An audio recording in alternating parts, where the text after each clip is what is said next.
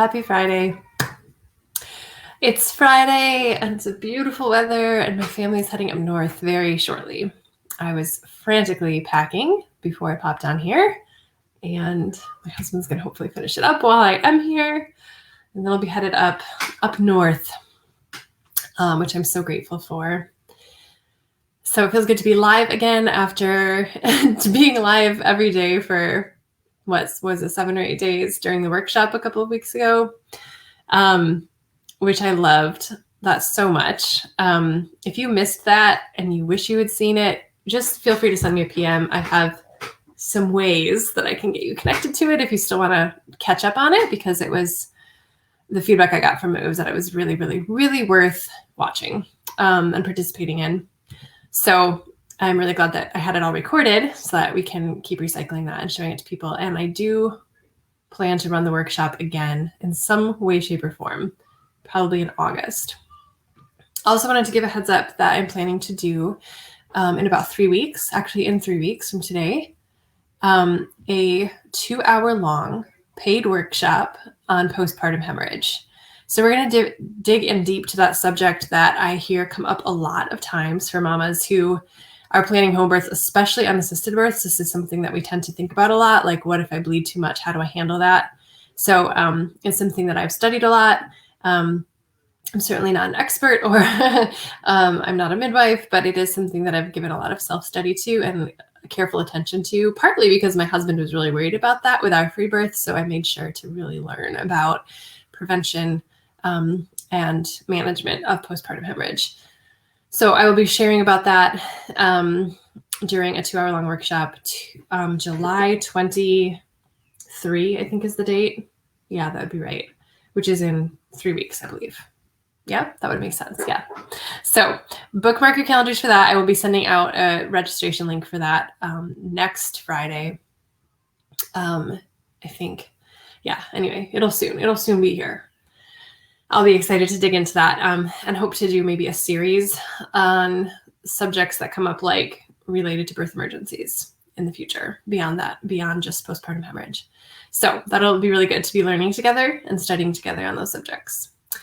As always, there's not often people actually here live, but I'm still going to record this, and then I will tuck it away in the guide section where others can watch it later as they see fit. So the subject that we're going to tackle today is 5 tips for feeding your pregnant self. Okay.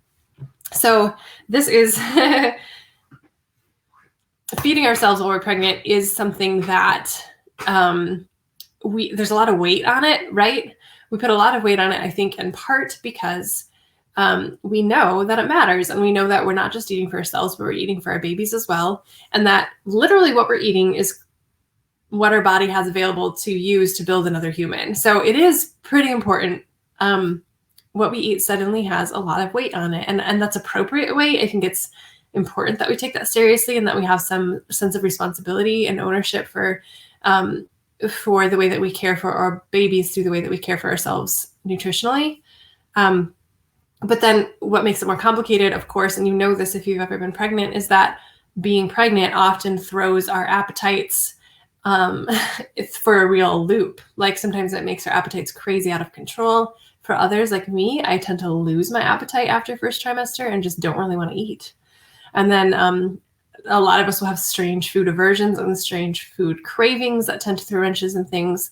Many mamas get morning sickness or all day sickness, which just makes them so nauseous that they don't want to eat or can't keep things down. So it's like, on the one hand, we're saying it's so important that you eat really well while you're pregnant. And on the other hand, it's like, but my body is so confused and so upset right now. And like, it just is harder to eat well at the same time that we're told it matters more that we eat well.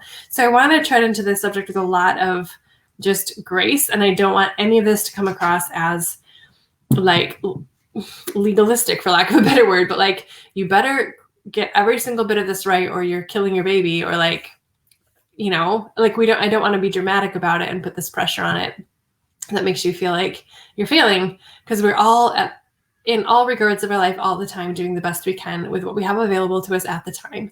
And sometimes we're dealing with some crazy curveballs while we're pregnant that make this hard. And if we don't if we did not already have a habit of healthy eating and we're just trying to start one while we're pregnant, all the harder. So we need to know that God's grace is sufficient and it covers us in our weakness in all things. Like, all we can give is our best with what we know at the time, and trust that the Father is able and willing and joyful to cover over the places where we are not meeting the standard that we wish we were meeting, right?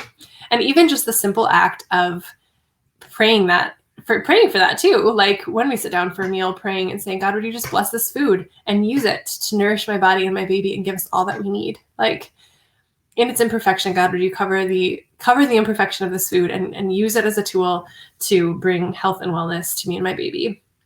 We can bring God into this just as we can bring him into every other part of our birth stories. Another thing that I feel like is really important to say before I get into the 5 tips is that biodiversity is really real.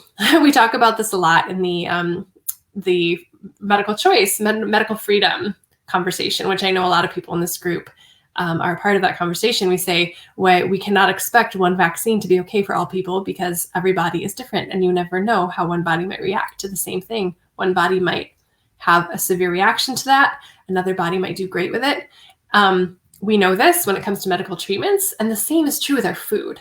So although it's good and wonderful to learn some tips and tricks and guidelines from nutritional science about how to feed ourselves and what foods are most important when we're pregnant, it's also important to acknowledge right out of the gate that biodiversity is real. So the diet that works for me when I'm pregnant, that successfully builds healthy, chubby babies and keeps me well nourished, might not be the same one that works for you.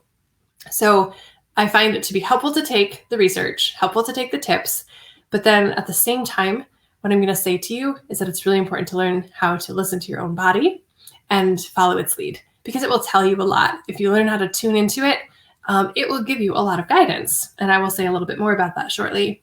So one more prerequisite before I jump into the 5 tips. We as women live in a culture that expects us in general to try to be small and to take up as little space as possible with our physical bodies. We aim to be slim and trim and fit into the smallest size clothing number that we can on the whole, right? When we are pregnant, this is not the time. This is not the time to try to keep your numbers down. It's not the time to keep your weight number down. It's not the time to keep your clothing size down. Don't be afraid. Don't be afraid to gain weight, and substantial weight. I have gained 70 pounds in a pregnancy, and I'm a pretty small frame person, and I lose it again, almost all of it. So it's okay. It's okay for you to take up space. It's okay for you to become a little fluffier than you usually are, because that fluff is all part of creating a hospitable environment for your growing baby. It's important even. So just want to say, this is not the time to play small. Okay, you ready for my 5 tips? Number 1 is so simple and so basic, and is actually more of a tip for feeding yourself and all of your life. Like I said before, sometimes I think pregnancy forces us to begin learning how to feed ourselves appropriately for the first time, possibly. And that's great. So you might get to practice some skills while you're pregnant that will carry over with you for the rest of your life. But this first tip comes from a favorite of mine. His name is Michael Pollan. Have you heard of this author? He has a saying that I have loved for years, like a decade or more. He says, eat real food, mostly plants, not too much. That's how he summarized nutritional guidance after spending years doing research for a book he wrote about food.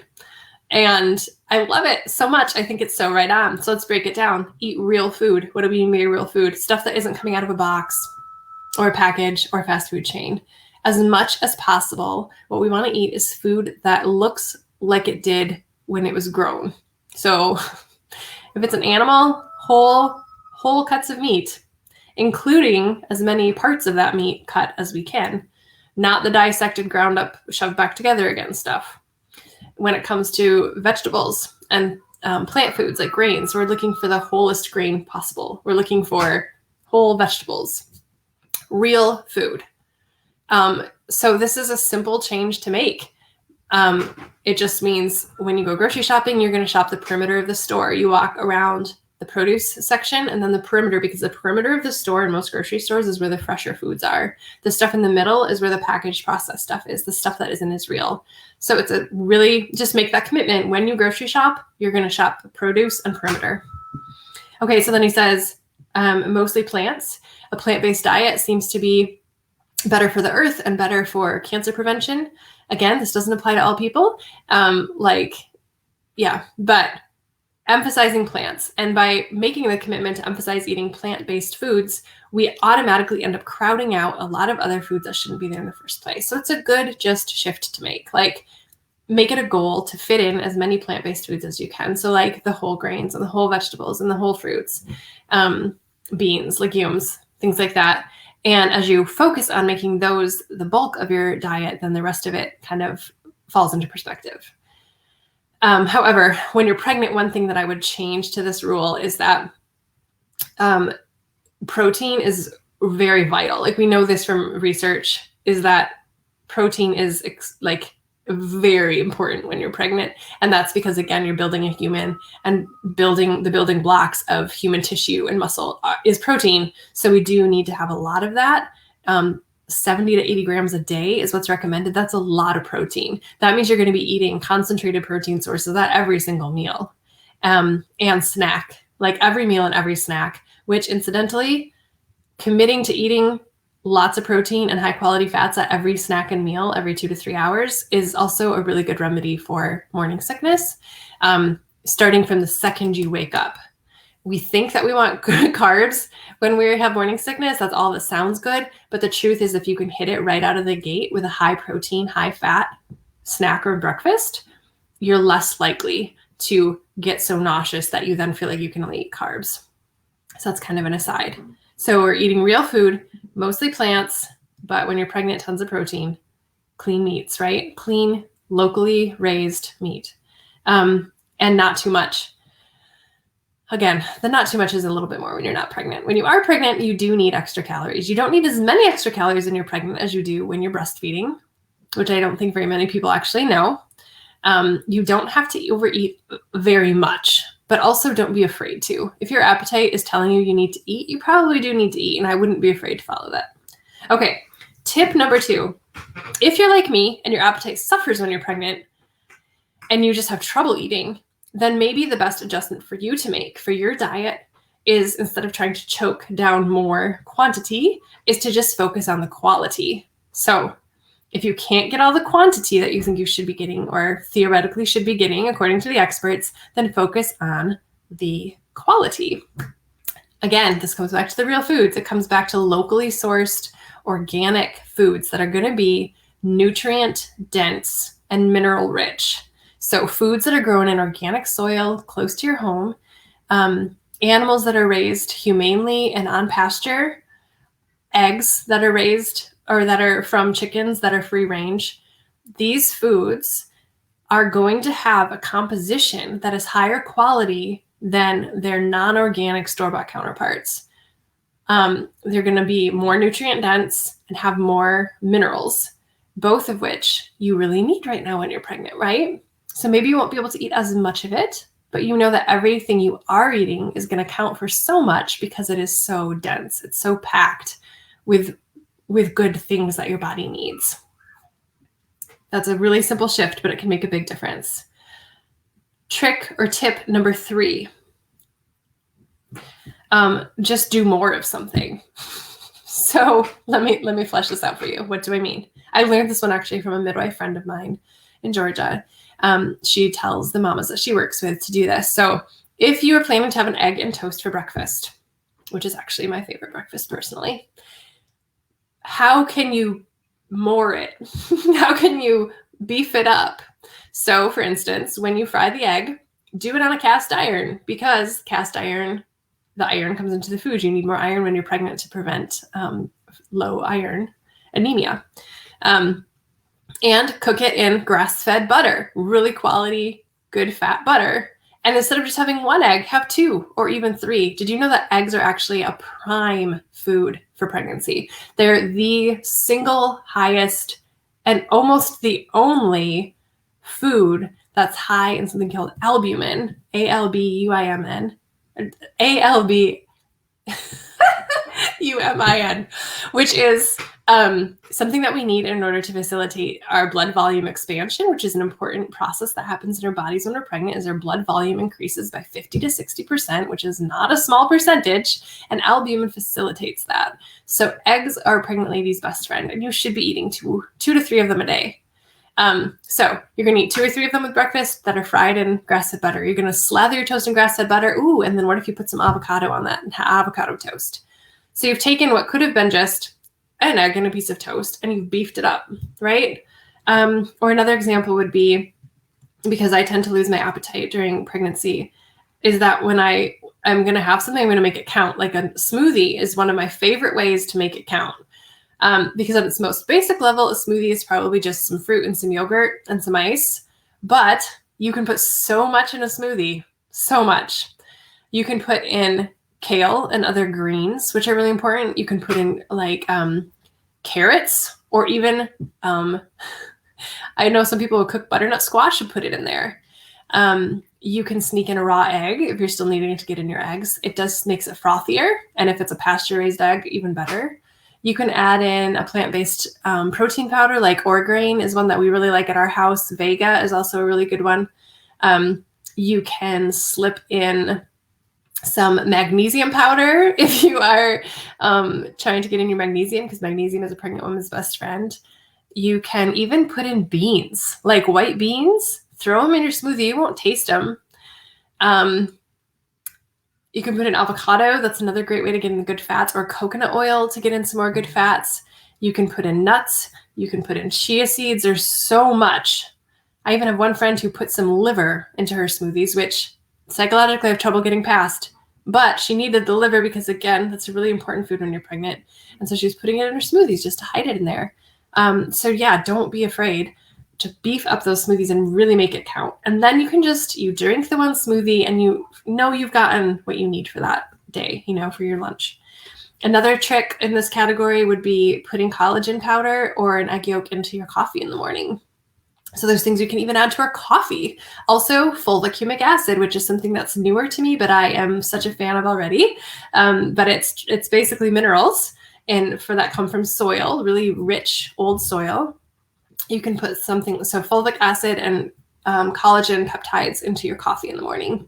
Or I used to put actually gelatin, grass-fed beef gelatin, into my coffee. The only caveat there is that when the coffee starts to cool, the gelatin hardens up and then you have like coffee jello, which is not particularly great. You can put whole raw milk in your coffee. So beef up the coffee if you're already going to have it, because you're probably wondering now, do you recommend coffee while you're pregnant? I'm not afraid of it. I would say 1 to 2 cups of coffee a day from the research seems to be just fine. I wouldn't do a lot more than that. You can also put, again, if you want to make things count, right?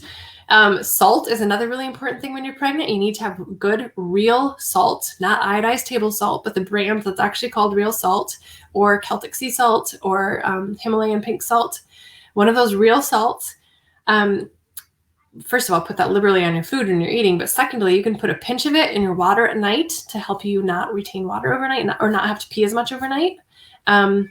You can also put trace minerals into your water, because again, did you know when you're pregnant, you lose up to 2 pounds of minerals from your body during the course of a pregnancy? So if you're like me and you have several babies in a row, can you imagine how minerally depleted you become?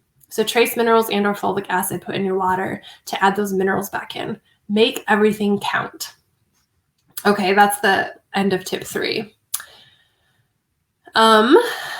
Somebody, I can't see your name, but you said you had fried eggs in pastured animal fat and added diced up pastured organ meat and greens. Yes, perfect. That's such a good breakfast. Or lunch, whatever. You can eat it whenever. Okay, my 4th tip is to listen to your cravings. And this is something that I learned when I went to the Institute for Integrative Nutrition many years ago. But they said your cravings are your teachers. We tend to get mad at them and say, I'm craving this thing all the time.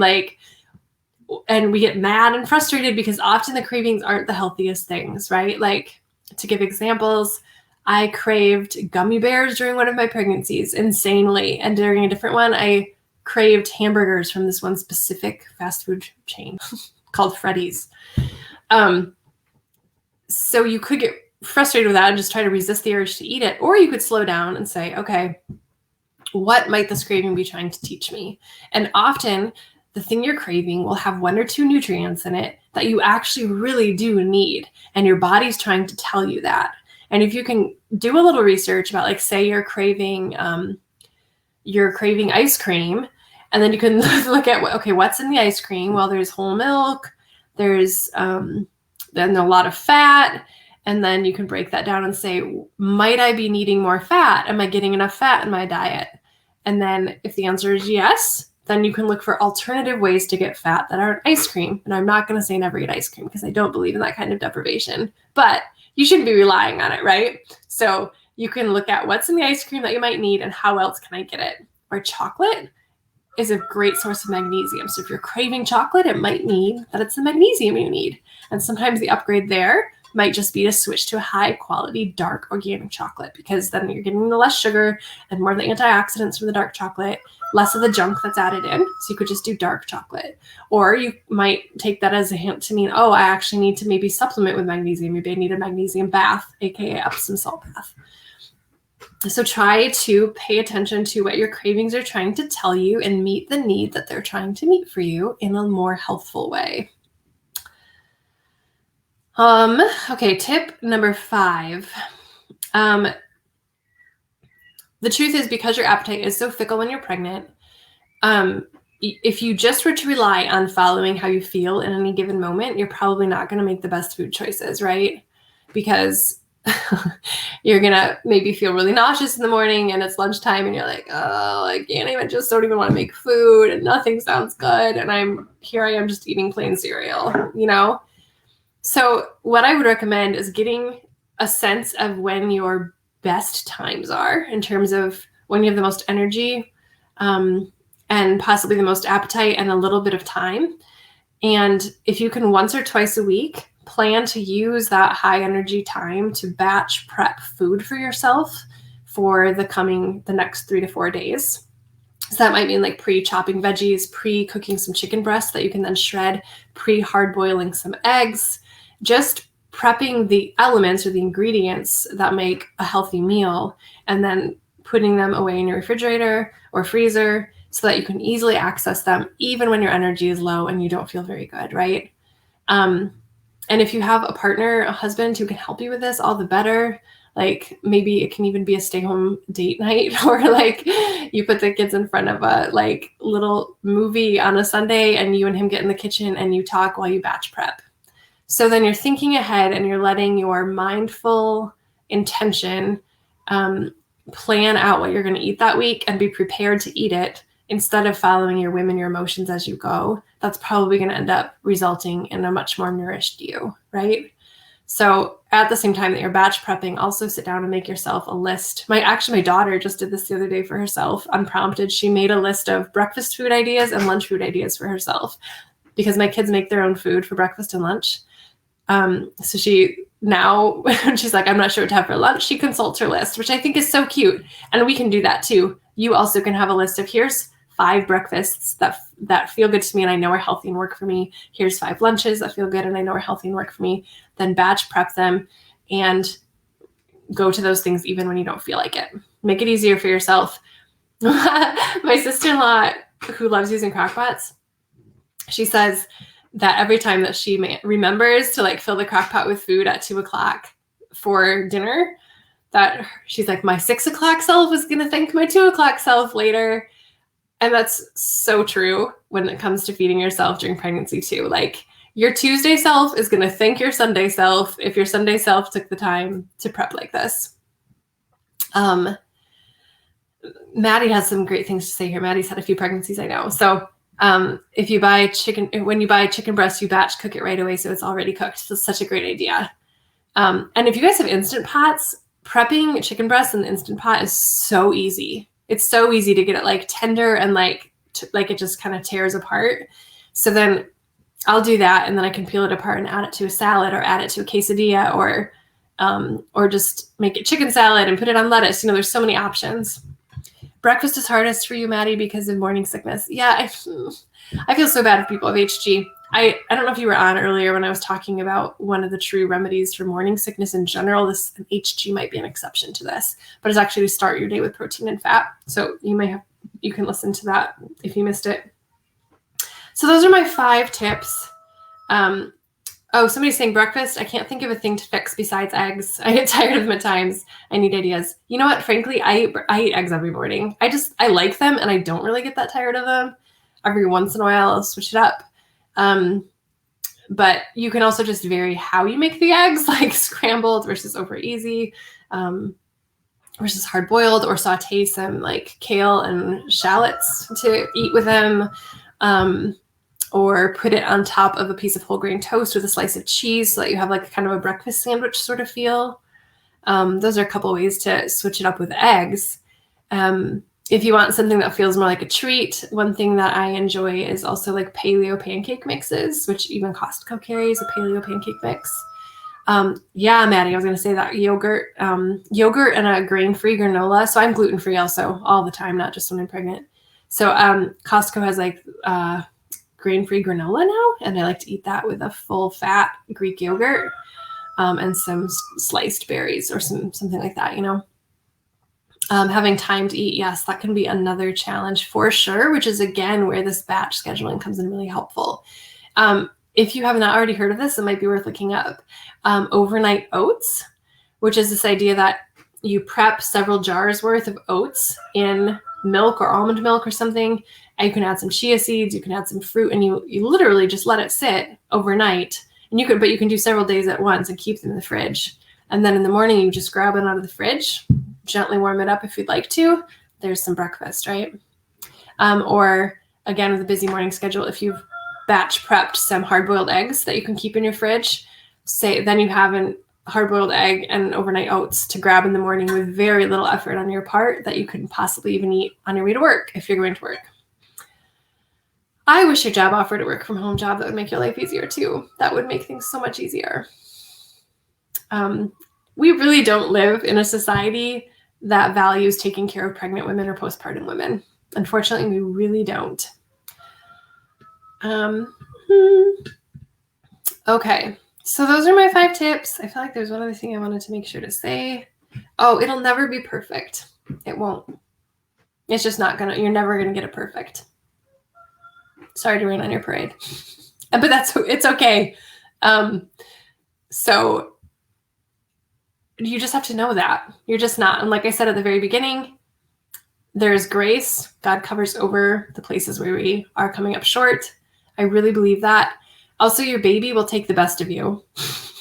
So I don't know, this sounds mean, but like you are going to suffer more than your baby due to your nutritional negligence.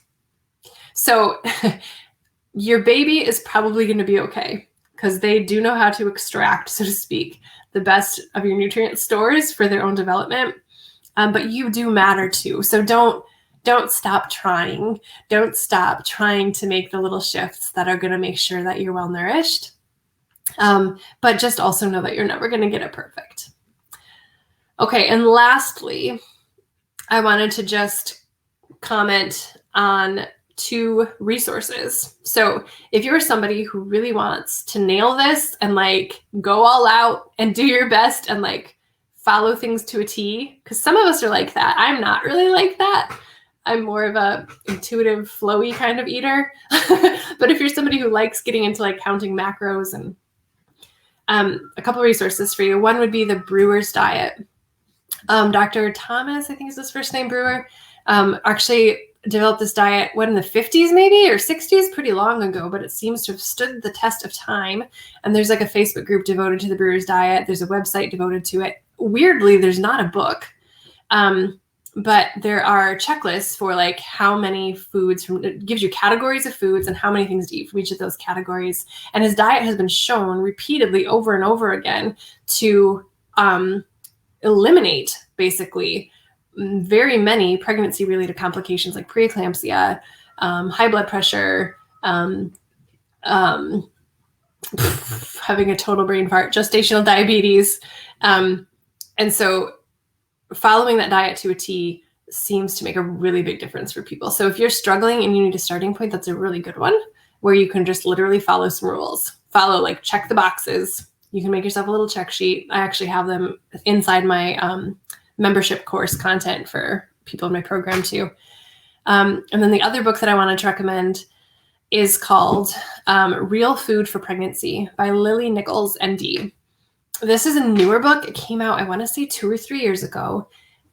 She is a dietitian, but what I love about her is she dared to say that what the mainstream obstetrics gynecologists were telling pregnant women about what to eat was so bad. It was just really lacking.